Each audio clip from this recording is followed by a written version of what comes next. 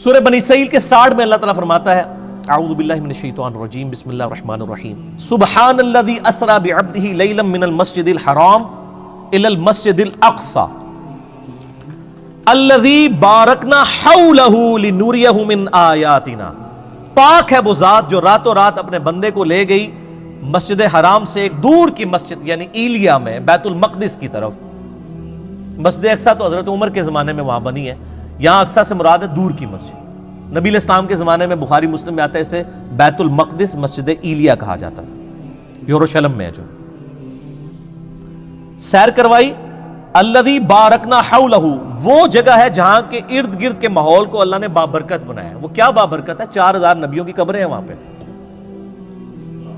لِنُرِيَهُ مِنْ آیَاتِنَا، تاکہ اللہ تعالیٰ اپنی قدرت کی بڑی بڑی نشانیاں اپنے محبوب کو دکھائے صلی اللہ علیہ وآلہ وسلم. اِنَّهُ هُوَ السَّمِيعُ الْبَصِيرُ، بے شک اللہ تعالیٰ سننے والا دیکھنے والا ہے. یہ جو قدرت کی بڑی بڑی نشانیاں دکھائی ہیں نا، ان میں سے ایک نشانی راستے میں یہ بھی دکھائے گی الاسراء والمعراج میں. الاسراء آپ کا رات کا زمینی سفر ہے اور المعراج آپ کا آسمانوں کا سفر ہے جو یروشلم سے آسمانوں کی طرف ہوا. میں نے ڈیٹیل کے ساتھ اس کے اوپر 3 لیکچر ریکارڈ کروا دیے ہیں. مسئلہ نمبر 126 A B C، جسے شوق ہو وہ دیکھے. میری زندگی کے بہترین تحقیقی لیکچرز میں سے ہیں. آپ کو واقعہ معراج پہ اتنی تحقیق کسی کتاب میں نہیں ملے گی. اللہ کے فضل سے میں نے جتنی اس میں محنت کی ہے الحمدللہ. اس میں نے یہ حدیث بیان کی تھی سنن نسائی 451. انس ابن مالک سے بھی ہے، سیدنا شداد ابن اوس سے بھی. انس ابن مالک کہتے ہیں کہ نبی علیہ السلام نے فرمایا میرے پاس ایک جانور لایا گیا براق، جو گدھے سے بڑا اور خچر سے چھوٹا تھا.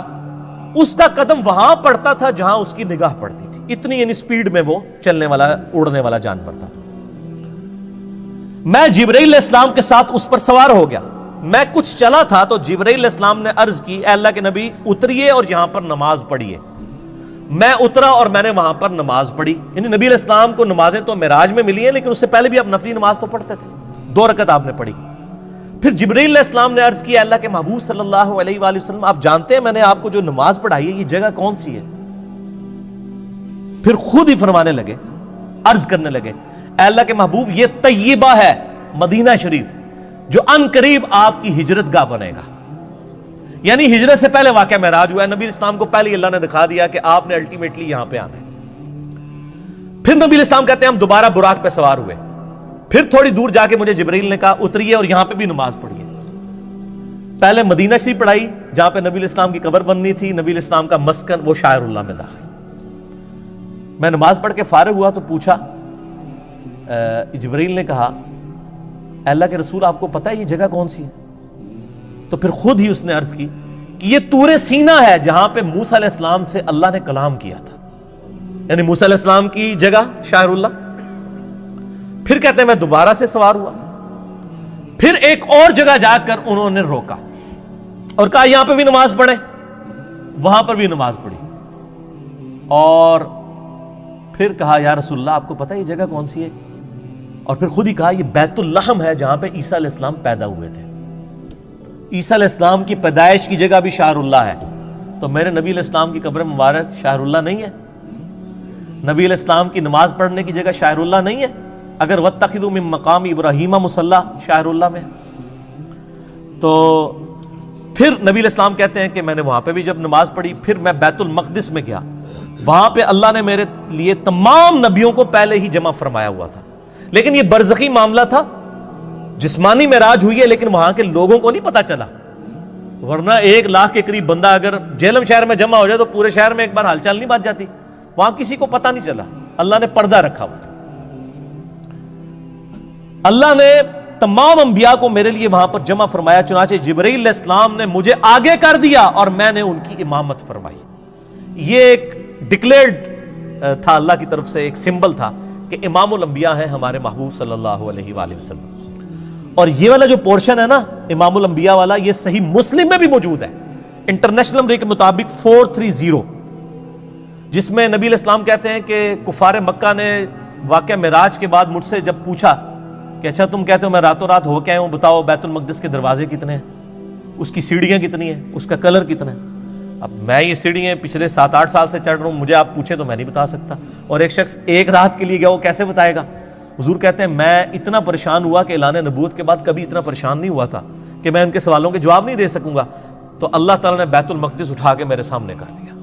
مدینہ شریف سے بیت المقدس نظر آ رہا ہے. وہ جو مجھ سے پوچھتے تھے میں دیکھ کے بتا رہا تھا. اس سے پتہ چلا کہ نبی علیہ السلام کو علم غیب نہیں تھا, بلکہ اللہ تعالیٰ غیبی خبریں عطا فرماتا تھا اور اس ایک خاص موقع پر وہ غیبی چیز دکھا دیتا تھا. یہ صحیح مسلم 430 انٹرنیشنل نمبر کے مطابق. اس میں یہ آتا ہے کہ میں جب معراج میں بیت المقدس میں پہنچا اور تمام نبیوں کو میرے لیے وہاں پر جمع کیا گیا تو مجھے جبرائیل نے کہا آپ ان کی امامت کروائیں. صحیح مسلم 430. تو میں نے ان کی امامت کروائی اور بڑے رکت انگیز الفاظ ہیں. حضور کہتے ہیں میں نماز پڑھ کے جب فارغ ہوا تو جبرائیل علیہ السلام نے مجھے کہا یا رسول اللہ صلی اللہ علیہ وآلہ وسلم آپ کے پیچھے داروغہ جہنم سیدنا مالک علیہ السلام کھڑے ہوئے ہیں, جن کا نام سورہ الزخرف کی آیت نمبر 77 میں آیا. داروغہ جہنم, داروغہ جنت ہے رضوان اور داروغہ جہنم مالک. آپ کے پیچھے مالک کھڑے ہیں داروغہ جہنم, تو اے اللہ کے محبوب آپ ان کو سلام کیجئے. نبی علیہ السلام کہتے ہیں میں مڑ کے جب سلام کرنے لگا تو اس نے پہلے ہی مجھے کہہ دیا السلام علیکم, یعنی اس نے نبی علیہ السلام کو پروٹوکول دیا. پھر نبی علیہ السلام نے وعلیکم السلام کہا. یعنی اس کائنات میں جتنے فرشتے ہیں, جتنے انبیاء ہیں, وہ نبی علیہ السلام کا احترام کرتے ہیں. یعنی داروغہ مالک نے یہ انتظار نہیں کیا کہ حضور میری طرف متوجہ ہو کے مجھے سلام میں پہل کریں. جیسے ہی حضور مڑے ان کا السلام علیکم یا رسول اللہ صلی اللہ علیہ وآلہ وسلم. سبحان ربک رب العزت عما یصفون وسلام علی المرسلین والحمد للہ رب العالمین. صلوا علی الحبیب اللہم صلی علی محمد وعلی آل محمد کما صلیت علی ابراہیم وعلی آل ابراہیم انک حمید مجید. اللہم بارک علی محمد وعلی آل محمد کما بارکت علی ابراہیم وعلی آل ابراہیم انک حمید مجید. اچھا یہ حکمت کیا تھی نبیوں کو وہاں جمع کرنے میں؟ یہ بھی ٹروتھ میں ریویل معراج والے لیکچر میں نے کیا, میں آج بھی کر دیتا ہوں. سورہ آل عمران کی آیت نمبر ہے 81. اعوذ باللہ من الشیطان الرجیم بسم اللہ الرحمن الرحیم. وَإِذْ أَخَذَ اللَّهُ مِيثَاقَ النَّبِيِّينَ, اور وہ وقت یاد کرو جب اللہ نے تمام نبیوں سے ان کی روحوں سے یہ عہد لیا تھا. لَمَا آتَيْتُكُمْ مِنْ كِتَابٍ وَحِكْمَةٍ, جب میں تمہیں کتاب اور حکمت دے کر بھیجوں. ثُمَّ جَاءَكُمْ رَسُولٌ مُصَدِّقٌ لِمَا مَعَكُمْ, اور تم پیغمبر ہو اور تمہاری پیغمبری کے دوران کوئی اور رسول آ جائے جو تمہاری تصدیق کرے. لَتُؤْمِنُنَّ بِهِ وَلَتَنْصُرُنَّ, تو تم پر یہ لازم ہے کہ تم نے اس کی بھی تصدیق کرنی ہے اور اس کی مدد بھی کرنی ہے. جیسا کہ حضرت یحییٰ علیہ السلام نے حضرت عیسیٰ علیہ السلام کی تصدیق کر دی, دونوں ایک زمانے میں. ٹھیک ہو گیا؟ تو اسی طریقے سے اللہ تعالیٰ فرما رہا ہے جو کوئی بھی پیغمبر ہے, اور اسی کا کلائمیکس یہ ہے کہ اگر میرے نبی آ جائیں صلی اللہ علیہ وآلہ وسلم تو تم تمام نبیوں نے ان کی تصدیق کرنی ہے. اب بڑے سخت الفاظ ہیں. قال اقررتم, اے نبیوں کیا اقرار کرتے ہو؟ وَأَخَذْتُمْ عَلَى ذَلِكُمْ إِسْرِي, اور اس پہ میرا یہ بھاری ذمہ اٹھاتے ہو کہ جب نبی علیہ السلام تمہاری زندگی میں آ جائیں تو تم نے ان کی مدد بھی کرنی ہے اور ان پہ ایمان بھی لانا ہے. اللہ اکبر. قالوا اقررنا, تمام نبیوں نے کہا ہم اقرار کرتے ہیں. قال فاشهدوا وَأَنَا مَعَكُمْ مِنَ الشَّاهِدِينَ, تو پھر کہا کہ دیکھو میں بھی تمہارے ساتھ گواہوں میں شامل ہوں, ایک دوسرے پر گواہ ہو جاؤ کہ جب نبی علیہ السلام آئے تو تم تمام نبیوں نے ان کی تصدیق بھی کرنی, ان کی مدد بھی کرنی. ابھی یہاں پہ بات ختم نہیں ہوئی, آگے فتویٰ بھی آ رہا ہے بڑا گاڑا.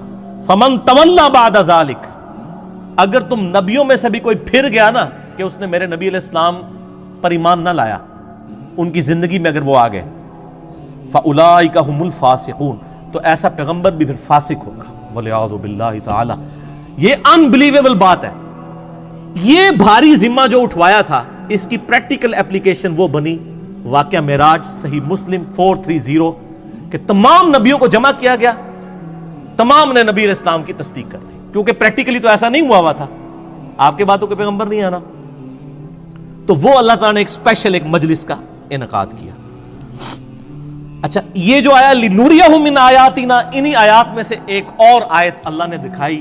صحیح مسلم میں 2 حدیثیں ہیں انٹرنیشنل نمبر کے مطابق 6157 اور 6158 کہ نبی علیہ السلام فرماتے ہیں واقعہ معراج کے دوران میں جب بیت المقدس کی طرف جا رہا تھا